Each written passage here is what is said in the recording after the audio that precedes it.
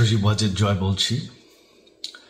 আপনারা জানেন এই গত কয়েক সপ্তাহ ধরে আমাদের বাংলাদেশের যে গন্ডগোল সংকট চলছে, এই যে ছাত্রদের কোটা বিরোধী আন্দোলন, কোটার বিরুদ্ধে আমরাও ছিলাম। শুরুর থেকেই আমাদের সরকার কোটা সরিয়ে দিয়েছে, আমাদের সরকার তাদের সম্পূর্ণ দাবি মেনে নিয়েছে। এটা আদালতের একটা রায় ছিল, এটা আমাদের সরকারের করা ছিল না। তাও আমরা অ্যাপিল করে দ্রুত এই কোটা তুলে দেই। তাতেও আন্দোলনকারীরা সন্তুষ্ট না। আমরা তাদেরকে আলোচনায় ডেকেছি, আমরা একটা জুডিশিয়াল কমিশন করেছি যে সংঘর্ষে যে হত্যাকাণ্ড হয়েছে সেটার বিচারের জন্য। অনেক পুলিশ অফিসার যারা অতিরিক্ত ফোর্স ইউজ করেছে তাদেরকে আমরা সাসপেন্ড করেছি। তাতেও এই আন্দোলনকারীরা সন্তুষ্ট নয়। আমরা যতই ছাড় দেন, প্রধানমন্ত্রী নিজেই তাদেরকে ডেকেছেন যে আসেন আমরা আলোচনায় বসি, তাতেও তারা সন্তুষ্ট না। আমরা যতই ছাড় দিতে থাকি, যতই তাদের দাবি মেনে নিতে থাকি, তারা কিছুতেই সন্তুষ্ট না, তারা খালি দাবি বাড়িয়ে যাচ্ছে। এখন দাবি হচ্ছে যে সরকারের পতন। তবে সরকারের পতন হওয়ার পর কি হবে, কি হবে এইটা কেউ ভেবেছে? আমরা বাংলাদেশে গণতন্ত্র রক্ষা করে রাখতে চাই। সরকার পতন করে নতুন সরকার আসার সাংবিধানিক অনুযায়ী শুধুমাত্র একটি উপায় আছে, সেটা হচ্ছে নির্বাচন। আমাদের সুপ্রিম কোর্ট রায় দিয়েছে যে কোনো অনির্বাচিত সরকার 1 মিনিটের জন্য ক্ষমতা নিতে পারবে না। তো তাদের এই নির্বাচনের দাবিও যদি আমরা মেনে নেই, তো তারা তো এই পর্যন্ত কোনো দাবি, আমরা যত দাবিতেই রাজি হয়েছি তারা তাদের দাবি বেরিয়ে যাচ্ছে। তার মানে কি, আমরা যদি এখন এই নির্বাচন সরকার পতনের দাবিও মেনে নেই, তারা তখন দাবি করবে যে না, এই সরকারের আন্ডারে এই নির্বাচন আমরা মানব না। তখন কি হবে? এটা কি ভেবেছে?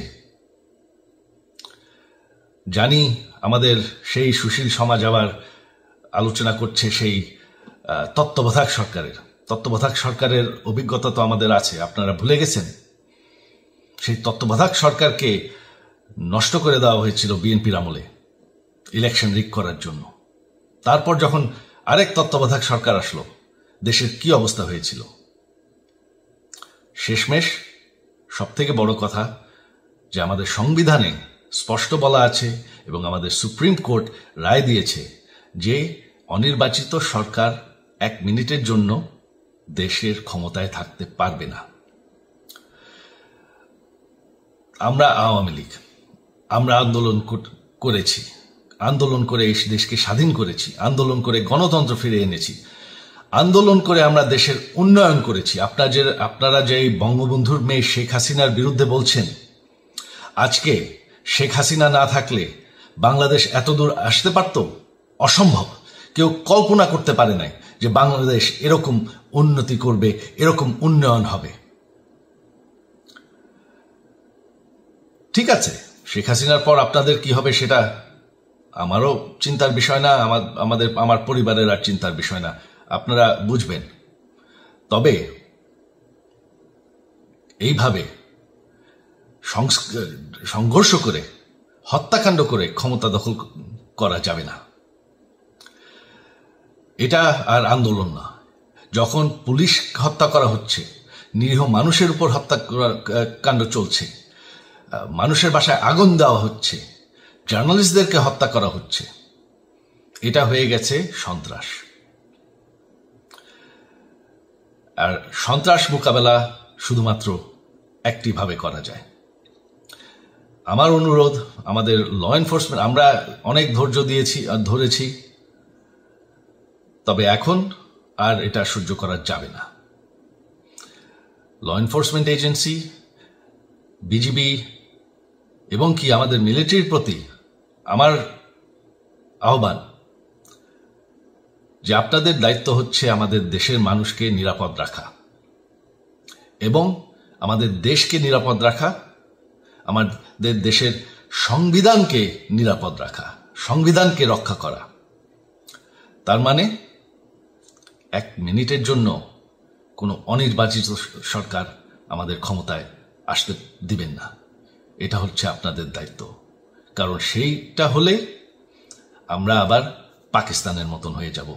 আমাদের যেই যে 15 বছরের উন্নয়ন সব শেষ হয়ে যাবে। বাংলাদেশ এর থেকে আর কোনোদিন ফিরে আসবে না। আমিও সেটা চাই না, আপনারাও সেটা চান না। আমি সজীব ওয়াজেদ জয়, যতদিন আমার পক্ষে সম্ভব আমি সেটা হতে দেব না। জয় বাংলা, জয় বঙ্গবন্ধু।